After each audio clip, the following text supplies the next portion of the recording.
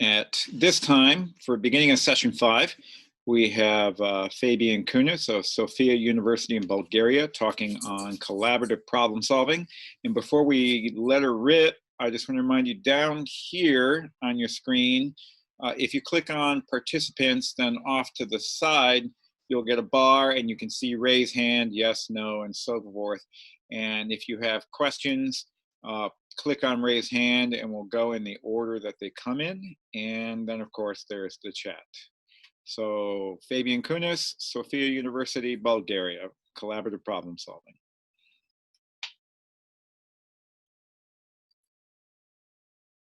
Hello, my name is Fabian Kunis. I'm a teacher and also I'm a PhD student at the University of Sofia, St. Clement Ohridski. First of all, I would like to thank Professor Eric Mazur, Rustam Bagov, and everyone who was involved in organizing this amazing workshop. I really like teaching, therefore my PhD thesis is with educational purpose. The theme is about cooperative problem solving. So what is cooperative problem solving? As you can guess, it includes two very important topics, cooperation and problem solving. These topics are not only important, but they're crucial for the students for their future professional realization. More and more workforce studies show that businesses around the world are demanding and paying high wages for people with well-honed problem-solving and cooperation skills. So education institutions need to do more to help their students develop these skills. And this is the main purpose of my work, to develop such a system that will improve these skills of the students. Problem solving is a huge topic and has a slightly different meaning depending on the topic. Let's focus on problem solving in education and particularly in school education. By using the term problem solving, and especially in STEM subjects, we indicate to have more sophisticated, more challenging, and more integrated problems. By integrated problems, I mean that the content and context of the problem is not focused only in one subject. In problem solving, we want to test not only the knowledge, but also how the students apply this knowledge to solve the problems. Therefore, we want to test their abilities in critical and creative thinking. And this is the most important goal, to help the students to develop critical and creative thinking. In order to be able to create a methodology, we need to define the processes in individual problem solving. We will use the methodology of PISA 2012. They identified 4 processes in individual problem solving. And these 4 processes are exploring and understanding, representing and formulating, planning and executing, monitoring and reflecting. Let's define what do we want from the students to be able to do applying these 4 processes.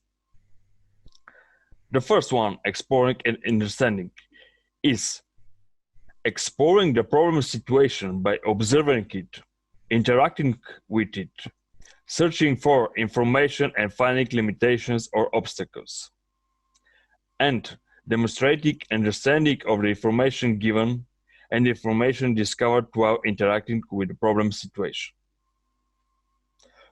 Representing and formulating is working with data and using tables, graphs, symbols, or words to represent different aspects of the problem. Formulating hypotheses about the relevant factors in a problem and the relationships between them to build a coherent mental representation of the problem situation. Planning and executing is devising a plan or strategy to solve the problem, executing the strategy, and qualifying the overall goal and setting sub-goals. Monitoring and reflecting is monitoring progress, reacting to feedback, and reflecting on the solution and the strategy. For the collaboration, we will use the methodology of PISA 2015. They identified 3 major competencies in collaboration. And these competencies are establishing and maintaining shared understanding, taking appropriate action to solve the problem, establishing and maintaining team organization. Let's talk a little more about these competencies.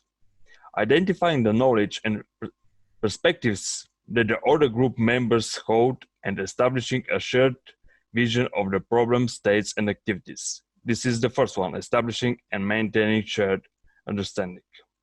The second one, taking appropriate action to solve the problem, is identifying the type of cooperation problem-solving related activities that are needed to solve the problem and carrying out these activities to achieve the solution.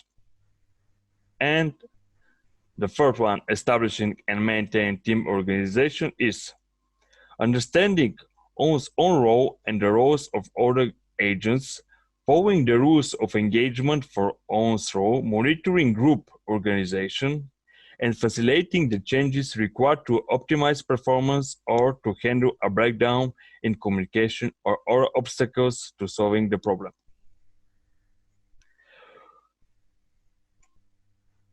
We can use the notation of vectors and matrices. We have two vectors, problem solving and collaboration. Problem solving is a common vector that has four components: exploring and understanding, representing and formulating, planning and executing, and monitoring and reflecting. And collaboration is a role vector that has three components: establishing and maintaining shared understanding, taking appropriate action to solve the problem, and establishing and maintaining team organization. And now, we can represent collaboration problem solving like an after product of problem solving and collaboration. And what we will get? Collaboration problem solving is a matrix. The dimension of the matrix is 4 times 3. Let's put it simply. Collaboration problem solving is a table with 4 rows and 3 columns. So collaborative problem solving represented with the matrix or table have 12 components. Let's denote the components of the problem solving by letters and the components of the collaboration by numbers. When we cross the components of the problem solving with the components of the collaboration, we get these 12 components.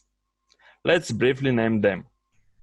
A1, discovering perspectives and abilities of team members.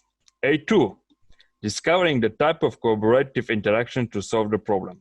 A3, understanding roles to solve the problem. B1, building a shared representation and negotiating the meaning of the problem. B2, identifying and describing tasks to be completed. B3, describing roles and team organization. This includes communication protocol and rules of engagement. C1, communicating with team members about the actions to be performed. C2, enacting plans. C3, following rules of engagement. D1, monitoring and repairing the shared understanding. D2, monitoring results of actions and evaluating success in solving the problem. And finally, D3, monitoring, providing feedback, and adapting the team organization and roles. Once we have the methodology, the question is how to achieve our goals. One possible solution is to use a computer-based environment. PISA is using computer programs for the assessment. Our approach is to use the software not only for the assessment, but for developing and improving collaboration problem-solving skills. This program has 2 main frames. The first frame is for the collaboration, and the second one is for the problem-solving. The problem-solving module is aimed to test problem-solving skills of the students. The problems should be interesting, challenging, and interdisciplinary. The solution of the problems should imply knowledge and skills from a variety of disciplines. Solving the problems, students should go through the whole cycle of processes in problem solving. The main purpose of this module is to increase the ability of the students for critical and creative thinking. The collaboration module looks like a chat. In this module, students interact with computer agents while solving the problem. For this assessment, using computer agents is more practical than using human agents. The main reason for this is that human agents are unpredictable. Computer agents allow the assessment to precisely control and vary the characteristics of the other agents with whom students interact. The assessment can thus test a variety of aspects of students' cooperative problem-solving skills within one test. More and more cooperation takes place in virtual settings. Students will find themselves increasingly working with others located in different cities and countries. We see the changing face of how humans collaborate nowadays. Therefore, such a program will be very appropriate to handle the new reality and to enhance students' skills in collaboration and problem solving. For a single teacher, it would be very difficult to create such a program, to maintain the system and to update the content and the assignments. But if we have a global network to support and improve high school physics education, this would be possible. That's why it's really very important to create a network that allows teachers around the world to collaborate and share experiences. And in this way, we will be able to significantly improve education around the world. Thank you. It's a great pleasure and honor to participate in this webinar. And finally, I would like to finish with a quote by Charles Darwin. In the long history of humankind and animal kind too, those who learn to cooperate and improvise most effectively have prevailed. So do we have questions? All right, well, I'll start with one. Fabian, do you assign student roles in your collaborative groups, or do they have to work that out themselves? Yeah, thank you. Thank you, Chas. Very good questions. Yes, first of all, I give them instructions how to use this program, and they're making these assignments 3 or 4 times per semester. And I change the roles, and I'm very happy with the results. We have very good improvement in their skills, also in cooperation and also in problem solving. Okay, thank you. And then we're going to go to El-Marie. Go ahead and unmute yourself, El-Marie. Fabian, thank you for your talk. I'm sort of looking at this type of thing. I'm asking myself, how can I incorporate it into my curriculum? And I guess to understand where it fits in, I need to understand what your high school curriculum looks like, science curriculum looks like in Bulgaria. So do you teach physics as a year, or is it an integrated program, or how does that look like? Yes, thank you, Emily. Again, great question. In Bulgaria, we study physics. First, we began with mechanics, electricity, and later on we apply more sophisticated problems. Actually, this and the idea of this program is to create such a problems then can apply different aspects of let's call it science, not only physics but science. So the problem would be better if the students apply more and more area of knowledge. So they can use mathematics, they can use physics, they can use chemistry and biology. And if the problem is more this way is more sophisticated, it will be more interesting for the kids and for the students.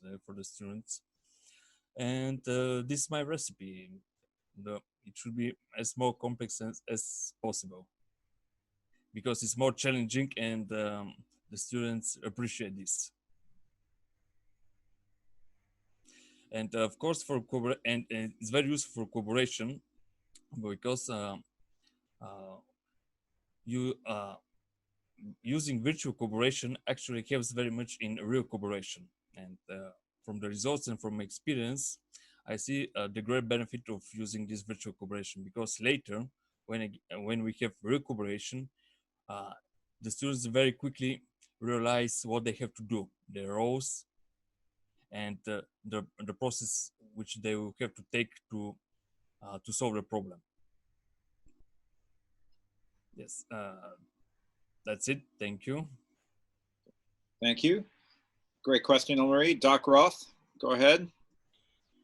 Hi, can people hear me? My camera seems to be dead. So, Clear to me. Yes. all right. Thank you. So, Fabian, thank you. I was wondering if you were able to or obliged to carry this model into the online sphere because of having to take education to the home because of COVID, and or if for indeed for any other reason you have had any experience in managing this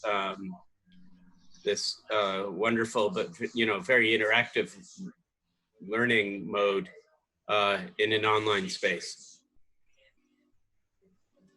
Yes, thank you, Doc.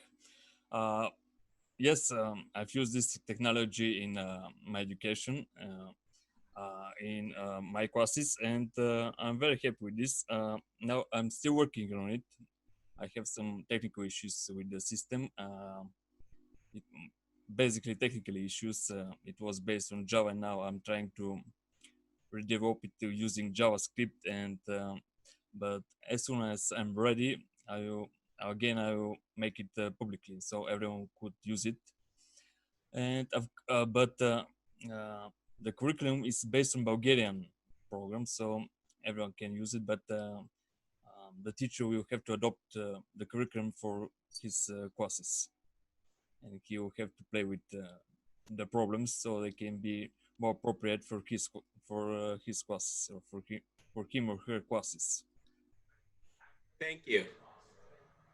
Okay, and Maxuda, I hope I said your name right. Hi.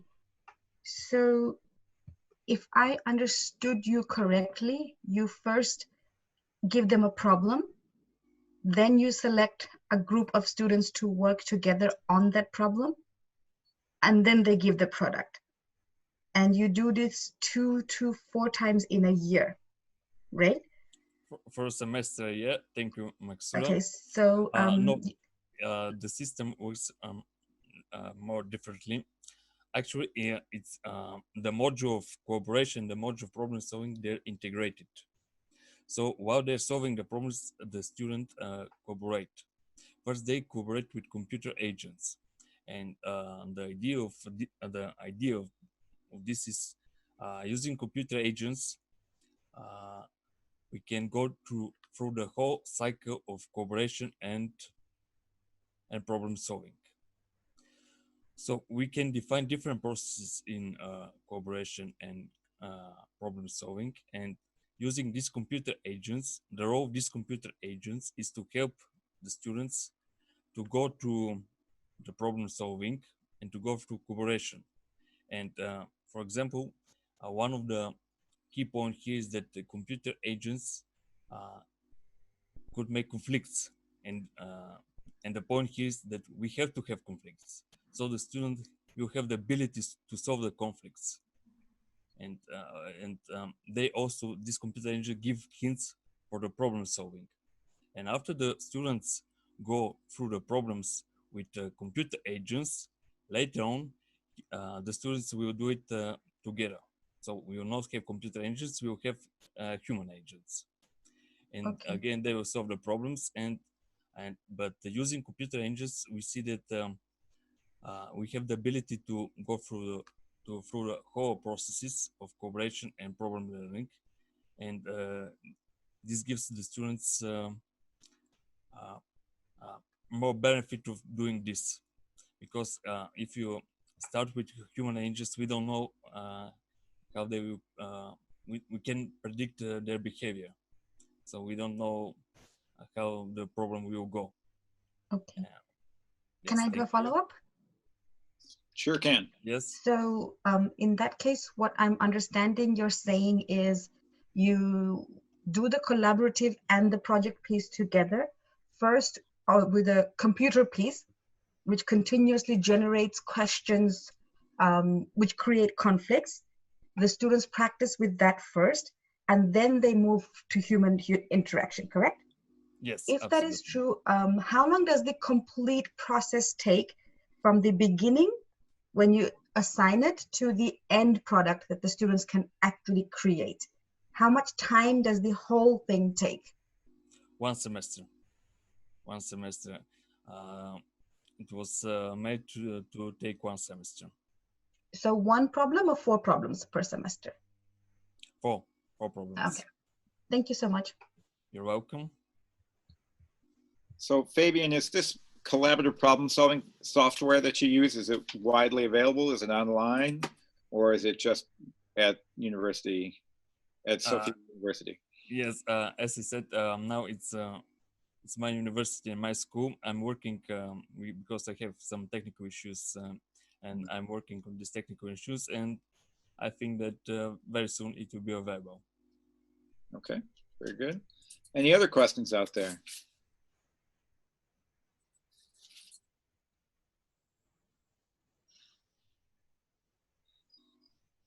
Okay, I'm not seeing any other questions. If I have Eric and Sarah's blessing, we might break. Yes.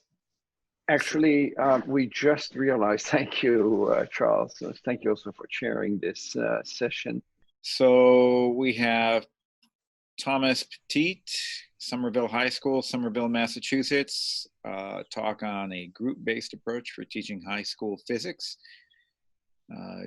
Let's go ahead. So my name is Tom Petit, and I'm doing a presentation entitled A Group-Based Approach for Teaching High School Physics. And my background is I'm a physics teacher at Somerville High School, and I also teach physics and science and statistics through the BU Prison Education Program. Here's the agenda for the next 10 to 15 minutes. We're going to talk about the traditional versus group model of teaching. We're going to go over some estimation activities. I'm going to give an example of concept tests, which is based on Eric Mazur's peer instruction. We're going to talk about group testing and some of the strategies around that, and then we're going to review. So let's get started.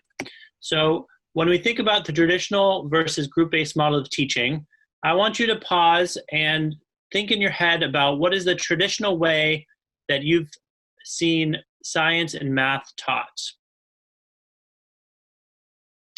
And now I want you to pause and think about what are some features of a group-based approach that you may have seen in your classroom or in other physics classrooms.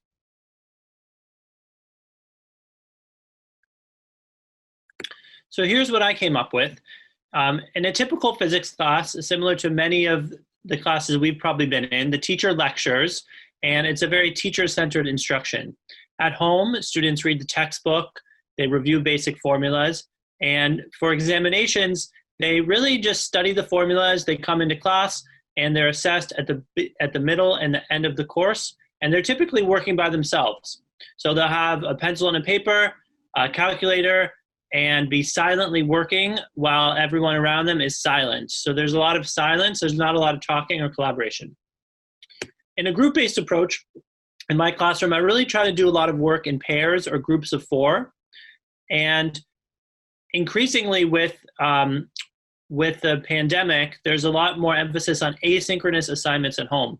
And one key point for this is that I really encourage collaboration. So if students don't know an assignment, they can collaborate with me, they can collaborate with a classmate, they can use a platform such as Perusal to sort of ask each other questions. So even at home, it's not an individual model of learning, it's a group model. And finally, examinations are collaborative, project-based, and they occur throughout the semester. Okay, so I'm going to talk about 3 strategies for group engagement. The first is estimation, the second is concept tests, and the third is group tests. So let's get started with estimation activities. So here are some principles.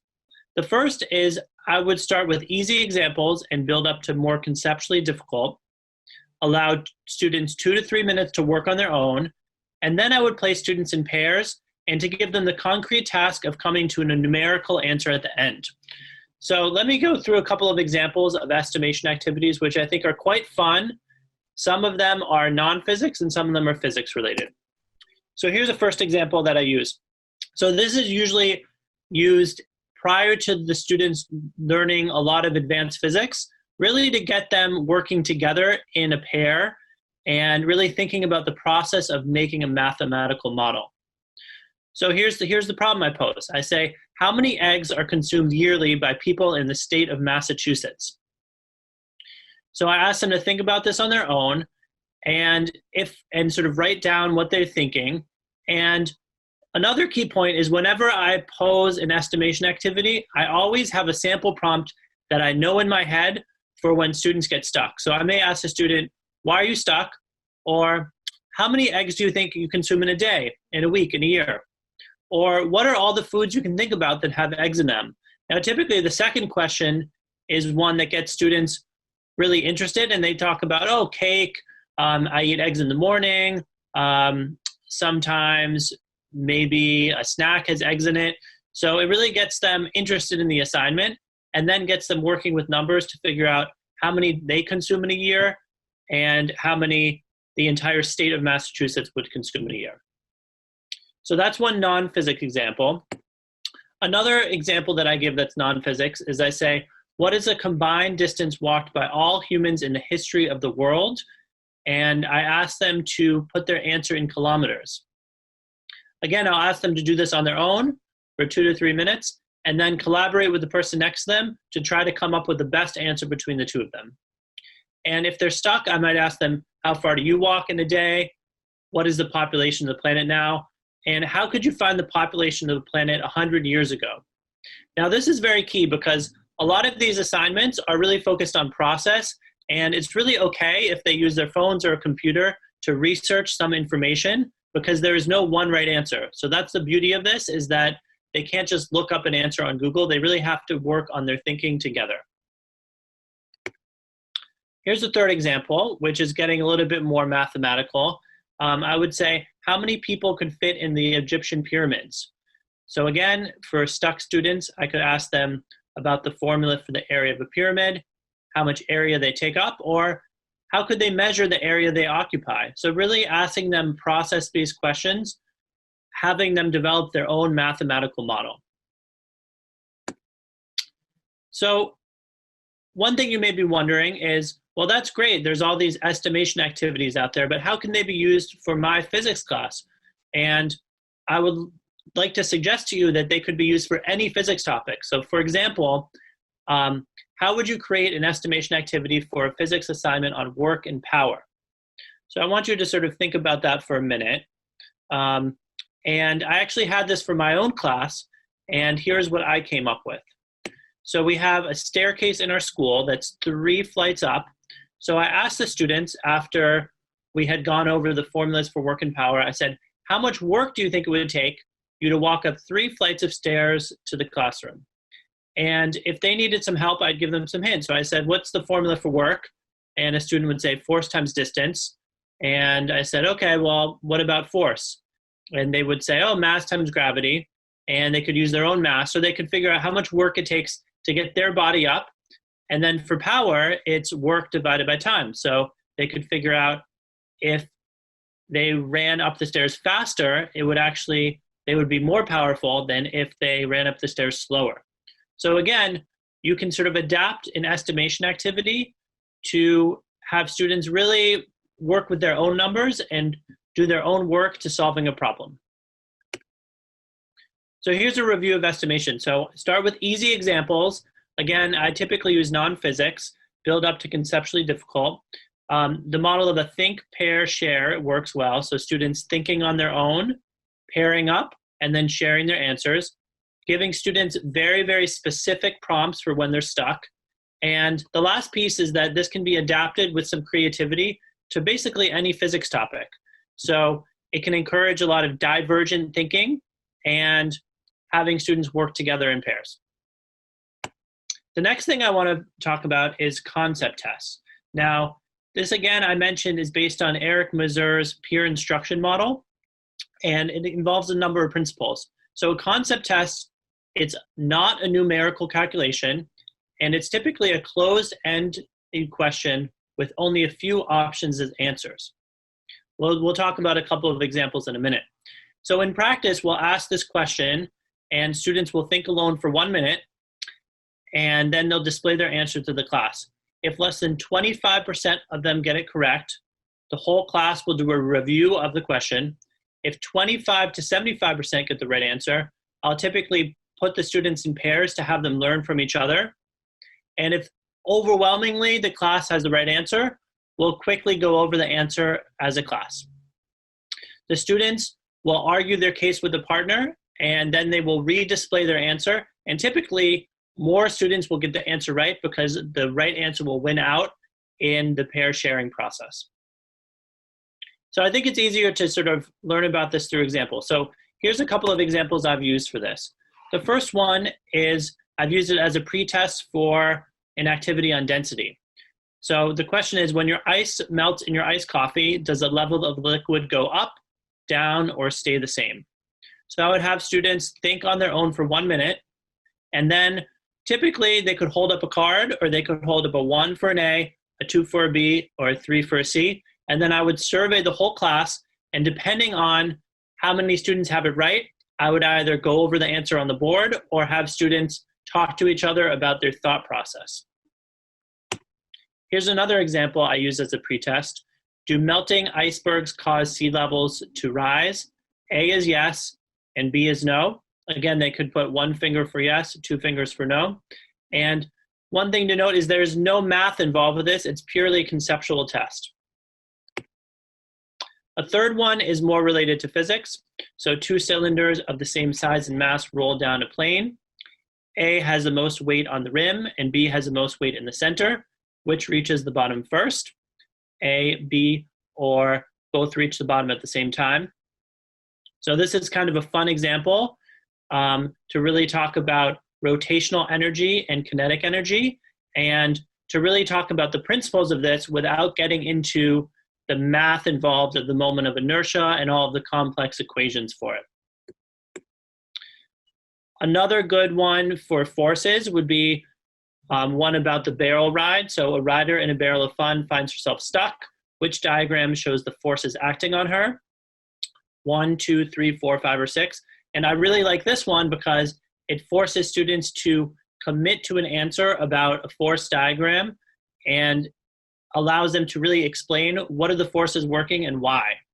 So this is a very rich one for pair discussions. If, again, 25 to 75% of the class has the right answer. A final one is, I threw this in there because a lot of physics students have problems with math. So sometimes I like to reinforce some math concepts. So the question is, when you multiply 2 numbers together, the answer is always bigger than the original numbers. 1 is true, 2 are false. Again, the key point here is that you can have positive and negative numbers. So reviewing that with the students. The final thing I want to talk about is group exams. So in my classroom, I typically do group exams 3 to 4 Fridays each month in class. I use individual multiple choice, so I'll ask 10 basic questions, sort of similar to the concept tests. So I'll have students do that on their own. Then I will actually have them answer the same questions as a group. So they'll turn in their individual answers, and then they'll answer their same answers as a group, and hopefully learn from the experience of the classmates who got the answers right.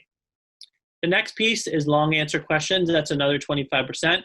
And I started doing this recently where I would ask an oral exam question when the students are all working together in groups. I would bring them to the back of the class and have them really try to explain a concept. So I would say, what is momentum? Or how do you draw a force diagram? And it really forces students to verbalize what they've learned as opposed to just regurgitating formulas. Here's a sample exam question. Again, that's not very mathematical. It's more of answering a concept test with a non-numerical answer. Okay, so to review, the traditional model of teaching is pretty much out and the group model is in, especially asynchronous learning and bringing students back to the classroom to really work together. three strategies we talked about are estimation, concept tests, and group exams. And look forward to your questions. I want to thank Jim Monasant, Danielle Rousseau, and Eric Mazur for helping me learn about peer instruction. Thank you. All right, thank you very much. So I see we already have some questions popping up. We'll go straight to those. Marcy, go ahead. Yeah, I was just wondering, I really like your group exam idea. Do you let them see their results from their individual before you let them do their group work? I typically have not. Can you hear me? Yeah. Yeah, I typically have not. I find it sort of produces more debate if there's a group of four and let's say three students have the right answer and one had the same answer and one student has a different answer. They usually, similar to the sort of peer instruction model, I'd say 90% of the time, they will all as a group figure out the right answer. How long did you say was between those two? Well, usually I would do, I had a 50-minute physics class. So the individual multiple choice would be, 5 to 10 questions. And then I really like giving a grade for that because it really lets me know like who's mooching off the group, right? And then after that, I'll say, okay, turn in your 5 on an index card, a piece of paper. And then as a group, can you get 100% as a group? Got it. And again, that allows me to roam the room and really follow the thinking in the group and really focus on the problem solving aspect as they collaborate together. And they're also motivated because they know that this is half of the grade for the multiple choice is the group. So they're more motivated that way.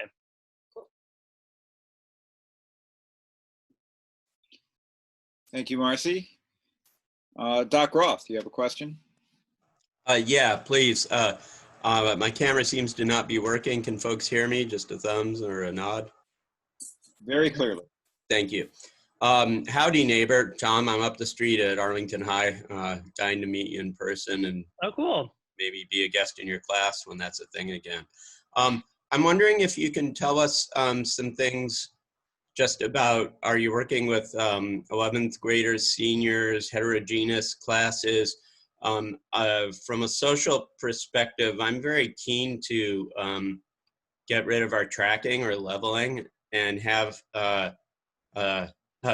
this statement is representing Joshua Roth only and does not represent my district, employer, union, community, or the Boy Scouts of America. But I want to get rid of tracking in our physics program and just have like, if people want to get honors, I kind of hate the term, but if you want to do that sort of thing, just have a level of mastery that you have to attain.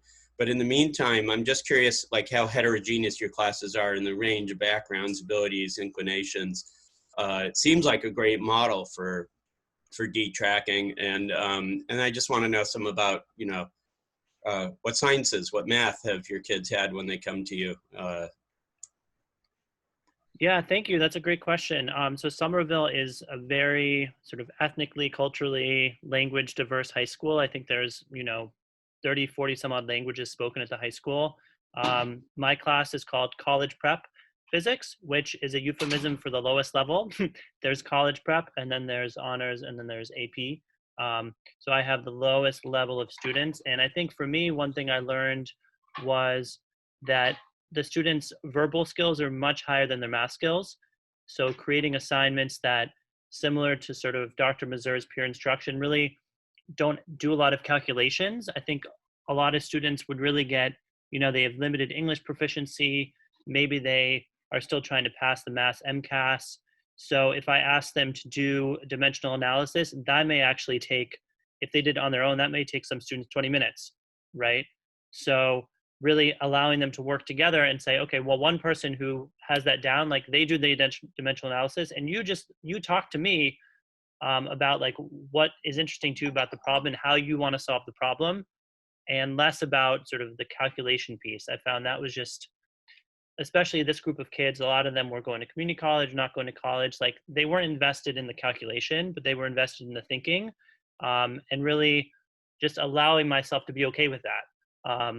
To be okay with the talking piece as opposed to the, well, you sit down and you write this down on a paper and do this for 15 minutes type of thing. And I agree on sort of a more global scale, yeah, I think tracking, especially with the recent discussions around equity, is just, it's a really unjust way that a lot of students are tracked, especially minority students are less likely to be in honors AP class across the board, I think all across the United States. And that's a big problem.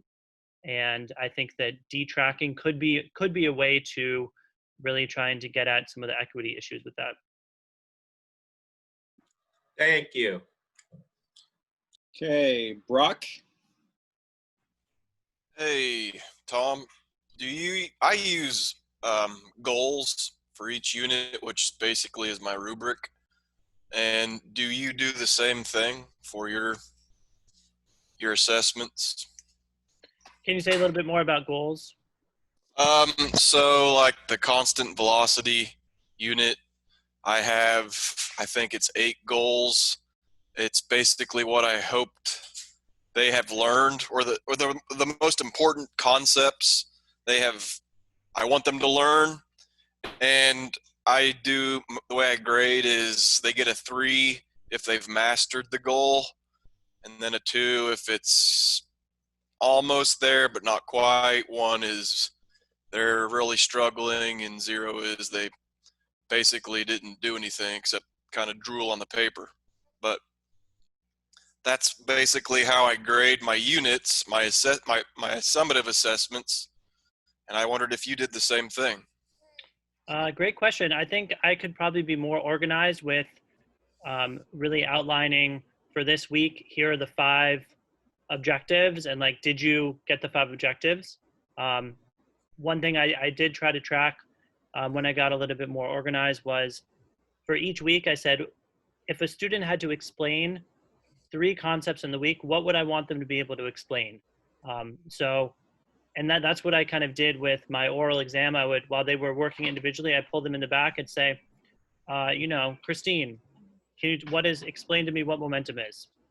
And then if there's crickets, I'm like, okay, you don't know what that is, that's a 0. Or can you explain to me what power is? Can you explain to me what work is? And it really kind of put a fire under students, because they're like, oh wow, the teacher is talking to me personally. And then I could very quickly just say, give a check, or like, yes, you understand this concept or you don't. So that's one way that I assess, but I agree with you. I think I could be better around assessing them more concretely with each objective in the week. So I like that. Well, I've always had kids say, hey, we do all of this group work, why can't we take our tests together? So you've kind of inspired me too. Yeah, I would encourage you to try it, especially since some of it graded is individually. So, you can kind of see who sinks and swims, right? Yeah. Thank you, Brock. Do we have any other questions? So, Tom, just to make sure I'm understanding this correctly, and you may have hit this multiple times. So you do this individual component that's graded, and then you do the group component that's also graded. And so are those are 2 separate grades? And is this sort of traditional grading? How does that really work? Yeah, so like if a test is out of 100, 25 points will be the individual multiple choice, let's say 5 per question. 25 points will be the group multiple choice, which they kind of solve together. So typically they'll get 100% on that. The group problem solving will be, let's say, 30 points. And then the individual oral exam would be 20 points. So they could see the breakdown of the grade of, and that sort of roughly works out to half of it is collaborative and half of it is on their own. Okay. And yeah. Do you intervene with students who consistently sort of seem to be riding on the coattails of the rest of the group? That's a good question. I mean, I think I had a tough group of students. I've had a lot of challenges with absenteeism. So for example, a student isn't there Monday, Tuesday. And then in the group test, like I honestly use that as like, okay, well, they could spend the time just sitting there doing a pencil paper test and fail, or they could spend the time learning from their classmates, and maybe they get more points. And I'm typically, I'm okay with that. I'm sort of okay with them getting points from their other students and learning, as opposed to doing a test and not knowing what's happening. So sort of a harm reduction strategy for absentee kids or kids who weren't doing what they're supposed to. Yeah. Yeah, I think this is really interesting. Anybody else have a question? Oh, we do. Reem.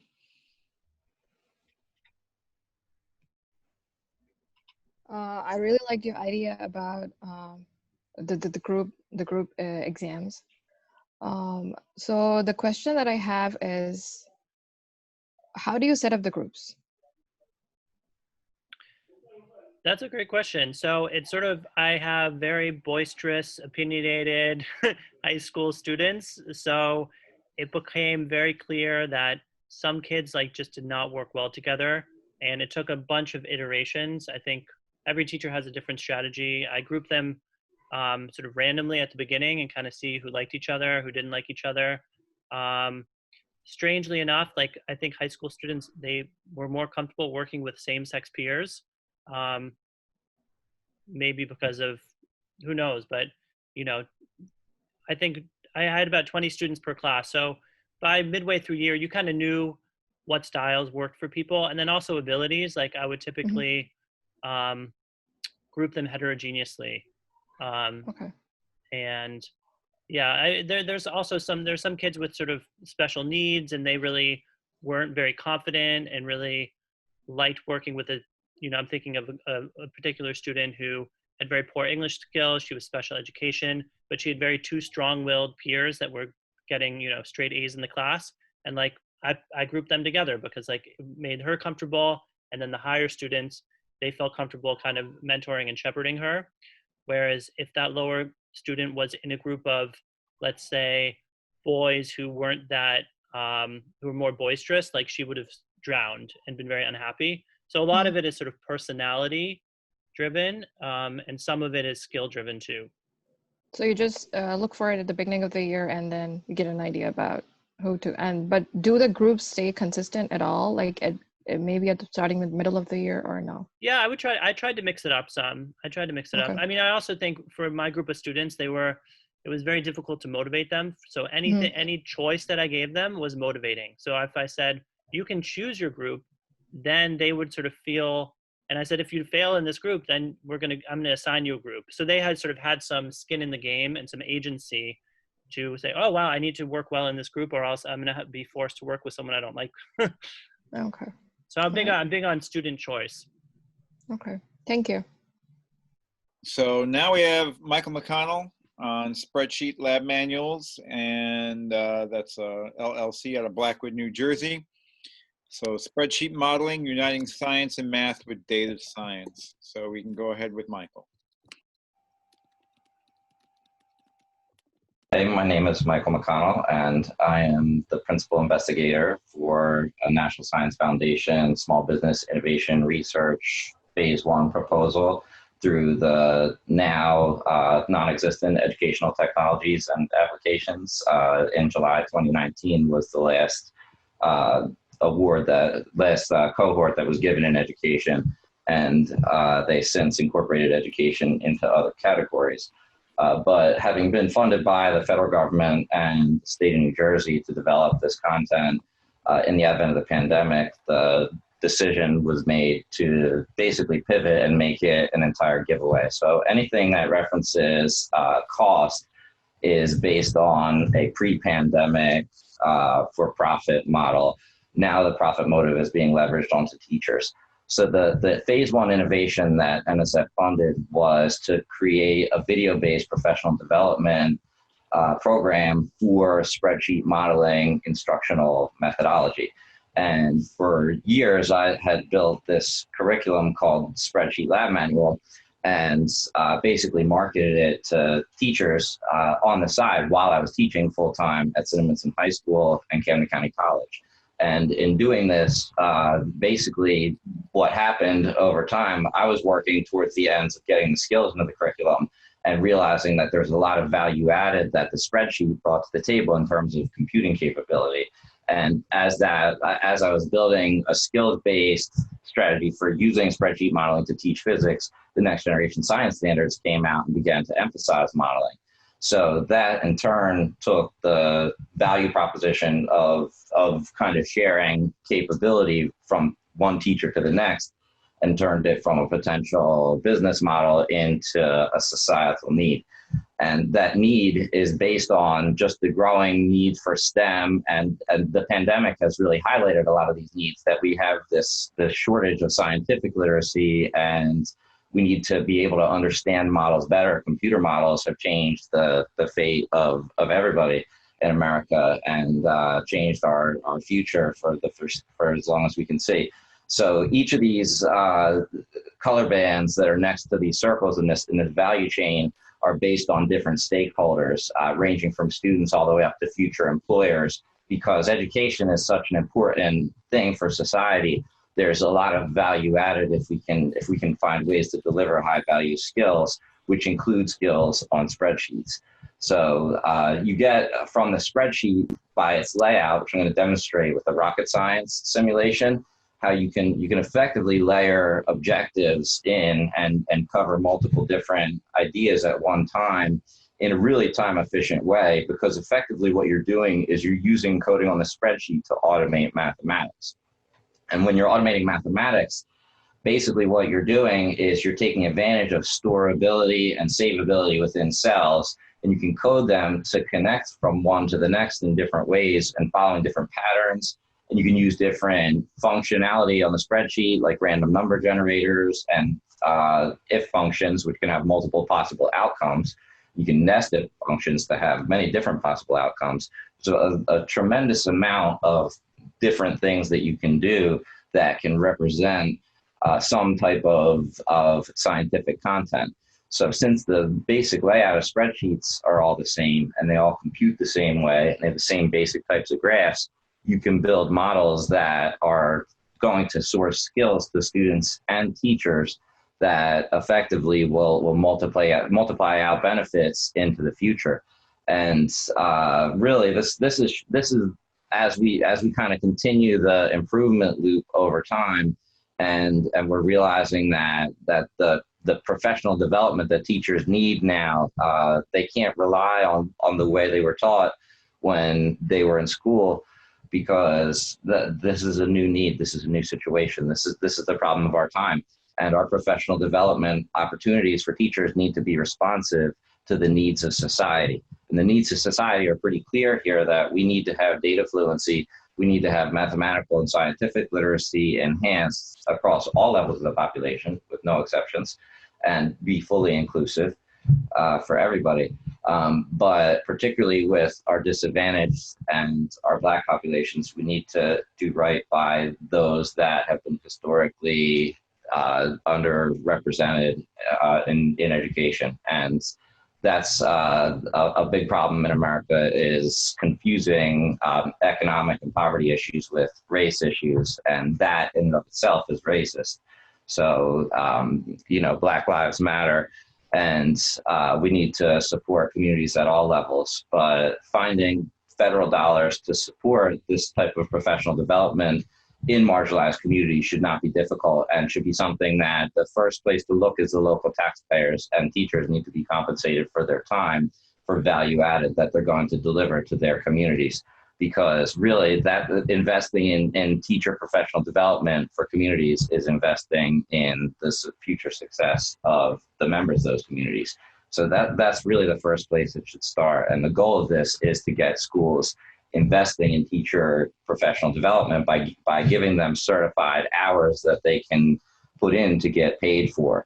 So now there is going to be potential in the Spreadsheet Lab Manual LLC budget for compensating participants with dividends. But those dividend payments are based on the metric of future usages by teachers. So if you create content and you share it and it aligns to NGSS, then it's acceptable. It's something that we want to add to the curriculum. Then that would be something that your future compensation, if it was to be used by any other members in the learning community, then the dividends would be based on the usage and who facilitated that usage. So by creating new content, you're facilitating all of its potential uses, but you can also facilitate usages of other people's content by connecting it with your by connecting your colleagues to the content. And that's part of the distribution strategy for this, to try to keep costs low, is to give teachers an incentive to share these skills, because these high value skills that produce this enhanced representation of math and science that we can take a look at, they're effectively I'm trying to say here, those high value skills are something that you should propagate and share across your entire community, so that they're not focused in just one classroom, but that you can get a broad data fluency experience for all students, regardless of which teachers they have and which classes they take. So I'm going to show you the homepage. This is where any teacher can register, and any U.S. public educator, any educator that educates U.S. students can register, and you have free access to SLM 2020 and all the accompanying electronic copies of resources. You just have to basically give your name and school email address and agree to report your usage as whatever you deliver to students. And that's how you credential the professional development anyway. It's evidence-based on whether or not you've coded the content and created new content, similar to how the students would do that. But there's video clips that demonstrate all the different modules here. I don't have time to get into all the different content, but some interesting aspects of the content here. I have a table of contents that is on a spreadsheet here, and this just gives you an idea of the scope of the volume of material here. This is the math section, and this is actually the prep time and the approximate class hours that you would have as a result, and the credentialable, the micro-credential professional development hours. And then you've got physics is, there's a pretty broad spectrum of different topics that are covered through physics. We're going to look at the rocket science and how that relates to motion graphing, and how effectively you can layer objectives in and hit a bunch of different topics at once. There's not enough time to really go through the whole coding procedure, but that coding procedure is available on the website. I published it right on the top of the video clips here. Just need to refresh. There it is. So if you just go to the homepage, video clips, this will show you the complete 20-minute video for coding this rocket science video from scratch. And that's the case for every Spreadsheet Lab manual learning experience, starting from this Dropbox file, which you'll have access to, this National Computer Science for All curriculum starting point.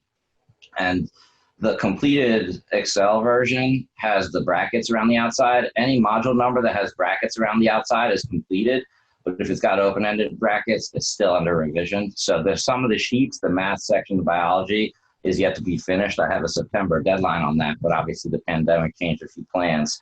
But now the Excel version, I fully streamlined and finished.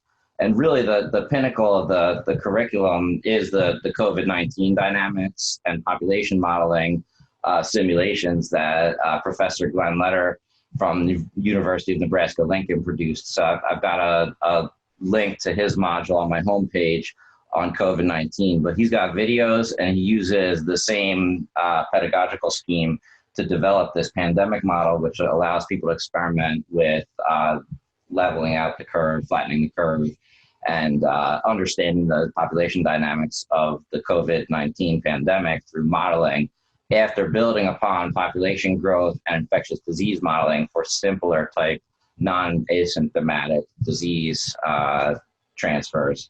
But the COVID-19, as we are all too well aware, is more complex than any other type of past dynamics we've studied in this way.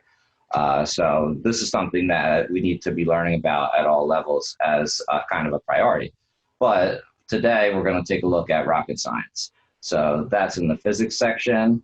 And just for a quick reference, I already have videos published about terminal velocity on the website, but I have a spreadsheet model of terminal velocity for a skydiver here.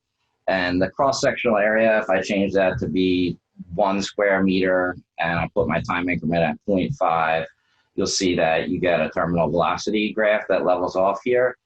That graph is actually also present in this rocket science model. But to produce this graph, what students would do, there's a whole module and sequence of files that you would use where this is the Word document that's essentially the lab handout, where the students would have the exact procedures to code the model, which you could differentiate and make more difficult by removing some of these procedures and forcing the students to come up with the formulas based on the interrelationships of the cells, or you could just give it to them and then they can experiment on all different variables here and they can guess what the terminal velocity would be and then actually see what the simulation would produce. And they can increase or decrease values. It actually takes every time there's a spreadsheet model, there's a question that asks about increasing or decreasing variables and how changing that on the spreadsheet, if you were to increase or decrease the mass of the skydiver, you could see that there's a difference in the terminal velocity as a result.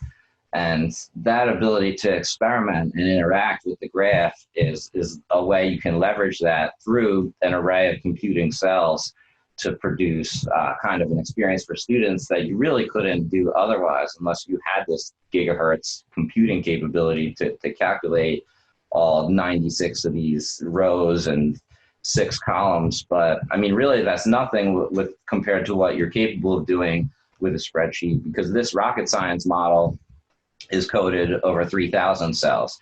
Now, that may seem like overkill for the number of cells that we're using here, and it kind of is. Actually, I had a student call me out on that, and I was trying to explain how it wouldn't work, and then I cut the cells down to 300, and it seemed to still work. The uniform acceleration assumption was not bad. But what I like to look at is the difference from one cell to the next. You can see the acceleration is changing pretty significantly, but if you use a small enough time increment, that change will be smaller for each one, and you can kind of work it out so that it's not changing all that much in the ones place, and it's changing by a small amount in the tenths place, to where you get a pretty good assumption of uniform acceleration over each of those intervals if you have 3,000 of them. But now that terminal velocity graph would show up on this, but we have a parachute that's actually deploying at that point. If I had a chute diameter that was equal to the rocket diameter and they had the same drag coefficient, then you wouldn't have a discontinuity there. But I can actually change that real quick and see if, there we go. I can always use undo to change that back. And you can see that terminal velocity graph right there. That's upside down because you got the opposite direction that's positive. But let me switch back my parachute and drag coefficient and cross-sectional area so that I can show you that I actually have a whole data set. It's an experiment that is coded, and obviously I don't have student names in here, but we have 20 different hypothetical students, and each of these variables, the drag coefficient, the diameter in meters, the mass in grams, drag coefficient, it really gives the students a reason to pay attention to units here. And the theoretical time, this is actually kind of an answer key, but these theoretical times we can observe that's the time it's going to take to hit the ground. You can see this rocket, this is the position versus time graph, and this is the velocity versus time graph. This one hasn't hit the ground yet. So that's because I was messing around with the time increment. And if I had a time increment of 0.02 seconds, then the simulation will be over a great enough time period to where the object would hit the ground. And you've got the burnout time, that's the time it takes for the engine to run out of fuel. And the flight time, that's right here, that's the time when it's going to hit. So the students can connect where the graph intersects and the flight time right there to make meaning of the graph. But all the different slopes on the velocity versus time graph and slopes on the position versus time graph, where the discontinuities align, and then going back and maybe changing, what if we were to use, instead of B engines, you found that there's a C engine that had twice the amount of fuel. Well, this is coded to actually look up the mass, and based on the established thrust, which is on there, it's going to, produce, based on your engine type, you've got the engine coding there. It's going to give you all different types of outcomes that you can have. But this isn't set up for C motors. Let's keep it as a B motor for our experiment. And now I'm going to take you through these different run numbers. Now, if I remember correctly, these go in groups of about 4 different variables. This one is varying the diameter of the rocket body and keeping all other variables constant. So if I look at flights 1 through 4, that's going to give me the test of changing the rocket diameter, and that'll import in this cell. So starting from 1, and then 2, 3, and you can see how the graphs are responding and behaving differently. 4, but effectively what's happening is the diameter was increasing. And if you look at the flight time, let's go back to that and just look at the flight time, which was the independent variable.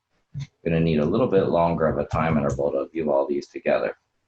But flight 1 takes 65 or about 66 seconds. Flight 2 takes less time. Flight 3 takes still less.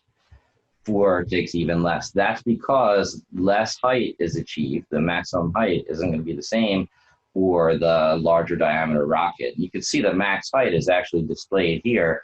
You can test that by looking in this cell, and you'll see that it is in fact going higher for each of those variables. So I wouldn't show you a fun spreadsheet like this without having the ability to access it. The way you're going to be able to access it is by going to the homepage, spreadsheetlabmanual.com, and clicking that link to register. And any professional educators that simply opt in with their time and agree to report back usage are going to be able to participate. And as time goes on, the goal is to increase participation and grow the content by growing the community members. So if we have more community members and greater numbers of representations, we're going to eliminate question bias. We're going to have a much more customized set of experiences for a more diverse population and with a more diverse set of skills and expertise by dividing the load of content creation with this market. So I'd be happy to take any of your questions on anything related to the professional development scheme or the instructional methodology or specific questions about the rocket science module. I'd be happy to hear what everybody's thoughts are. Thank you. Okay, so I see you already have a question from Doc Roth. Go ahead. Hello. Can you folks hear me? Yep. Okay, thanks. So I'm very inspired by seeing this in the flesh, detailed realization of using this just incredibly versatile and at the same time universal tool, the spreadsheet. What I was curious about is if in the use cases that you've heard back from registered teachers, the division between teachers taking these and maybe modifying parameters as input variables to do some experiments like changing the friction coefficients or when the parachute is off or whatever, versus having kids start to practice coding, actually building the model, you know, with an equation or a block diagram or something, and then coding that in the spreadsheet. I'm just curious what the division of the different use cases has been in your experience. Well, I can tell you in my experience, I had originally targeted this as like an honors level thing because it was kind of advancing on the objectives for, when I say honors, I mean just like top tier for any given level. You know, they call different levels honors and AP 1 and C and all that. But as far as where I intended it to be, I started with those students and found that their skill sets were adding to my skill sets. And over time, by doing that in class, just as you do anything in class, you grow. So you become more fluent with the spreadsheet and you're able to leverage more value out of it because you can think of different ways to modify things. So that rocket science module that I was doing is a result of like 2 or 3 separate iterations of redesigning it and adding things in.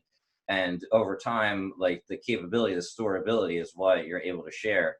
But when I take students through this stuff, I don't give all the different modules that I have. A lot of them I made up because I knew the other topic areas, or I taught another class for a period of time. And I was just on this kick for about 15 years, literally, where I was just trying to build skills on spreadsheets, because when I was in school for chemical engineering, a lot of what we did wouldn't have been possible. Like, we were doing real problem solving on compressors and compressors and turbines and valves, and we were using, like, you know, second order equations of state, and we couldn't really do that without the spreadsheet. And I thought it was really cool that we just do a little goal seek and we just do this, and we're taking advantage of all these separate computations that are already there that you don't have to redo. So when I started with the high school, I just had the idea of doing terminal velocity. I just wanted to do the air resistance thing because it was always a pet peeve of mine that we had to say, oh, no air resistance. So that was the first one I open sourced and put that out. And a lot of people, I think I'd like probably over the course of like 5 or 6 years, maybe like probably at least 10,000 downloads, if, you know, hits on that page resulted in downloads, you know, however many percent of the time. I didn't really track it too much, but a lot of what I was just trying to do was just demonstrate that I could get it out there to other teachers, and it was a product. And, you know, I was looking at kind of setting up a side business, like an online business that I didn't have to maintain. I just had to share electronically. And then when I got the NSF funding, I said to them, like, all right, my interest would be my investor interest. I could go for seed funding here. I could go for taxpayer seed funding through the NSF. So then the phase 2 funding, since it's a single member LLC and it's so efficient to just share a link and you're done with it, I figured I could leverage the additional monies from the phase 2 onto the user base, and anybody who had new ideas and created new content that went under the same pedagogical scheme, like what Glenn did with the pandemic model. I would really recommend that every physics teacher review the biology materials, because biology teachers need physics teachers to help them. But across the whole curriculum, I just see it as you make this case to the students that there's value added with the capability of the spreadsheet for their future, because they're going to run into 100 different stumbling blocks that are all based on spreadsheets, and they'll be able to solve problems better because, I mean, on one hand, it turns into a crutch. They do less with the analytical and they do more with the numerical on the spreadsheet. But those are two separate modes of instruction that are kind of united together, where when they go through on the Word document, they first address the analytical equations that they use, and then they code them in the spreadsheet, and then they see the outcomes of it with the living graphs. So it kind of makes for it just ties everything together with the capability there. I hope I answered your question. I just got kind of going on. Yeah, no, but I mean, scientists and engineers really use numerical methods, and yeah, my understanding is if you can make Excel sit up and do tricks, you'll get work. You'll always get work. Yeah, and Thank you. I have, thank you. I gave a talk at the last AAPT meeting and a few NJAPT meetings where it was about using numerical methods and how your algebra-based physics equations are basically single steps in a numerical solution, and then you recompute with the drag force as the velocity changes, and you can use all linear equations and put together something that would otherwise require calculus and differential equations. So it lowers the math technical bar for students, while at the same time giving them that additional skill set and leveraging the value added for real world modeling capability. Like, there's a lot of benefits, and I didn't want my profit motive to interfere with that. So basically I just traded in. I was like, I'll take a government salary for however long, they'll keep paying, and then that additional money on the phase 2, I'll just try to, you know, leverage it for outcomes. NSF likes that word, leverage. So they want to see results, and financial return on investment is not worth it because every budget situation is different, and it creates additional work for teachers. So I just want to have it off my hands and in your hands, and then certify the hours. Marie's had her hand up for a very long time. Sorry. Next question. Yeah. Michael, just a quick the analysis. I understand you showed us something that I would see fit into my AP Physics C classroom, but at the same time, our department has been trying to literally, because we're teaching from 6 through to 12, we've been trying to think what are these skills, science skills and lab skills that students have to have. and then trying to build on top of it so that they start in 6th grade with a certain lab skill and just keep working on it. So my question to you is, how easy can you pull it down all the way to where a 6th grade teacher can use this and contribute to it, and no matter what the subject is, because in the 6th, 7th, and 8th grade, it's an integrated curriculum. So it's going to be something either physics, chemistry, earth science, whatever. Thank you so much for asking that question. It's a great question because I actually meant to answer it in the last question and I got going on something else. So yeah, the way it brings the level down, I actually got assigned my last year when I was teaching into a class that had 24 students, 11 IEPs. It was the last year of required science that they had to take. Really a diverse group. I had English language learners at different levels, which is difficult in and of itself. I had a student that was legally blind and had an aide that was there, and all of them could work separately at some level and engage at some level. And I actually found that the English language learners excelled the most because the numerical model and the math was all connected there, and there's very limited vocabulary. Where there is vocabulary, it connects to the units, and they see the dimensional relationship from one cell to the next. So it's kind of like looking under the hood of a model. And I mean, anybody's going to learn from where they're at. And I look at it as a growth objective. Like you teachers don't have a lot of time. And if I'm not really in the market for much of your time, I'm looking for maybe like 12 hours of your time over the course of an entire semester, where each of those separate instances, you're prepping something that a subsequent delivery will be as easy as resharing that file. So this is like automating the lesson delivery and customizing it to students. So, but I found that the lowest level students, one thing they can do is copy.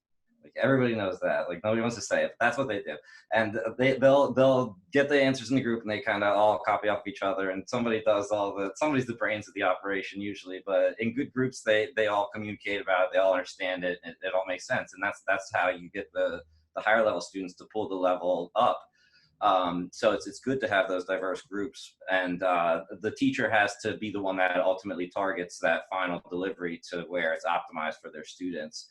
But you'll see over time, like they'll really impress you with what they pick up and how fast they start to do things. So it's like an extra language, it's like this data fluency language on a spreadsheet. I've been talking it a while, so I'll just jump into a model and talk about all the details. Any other questions?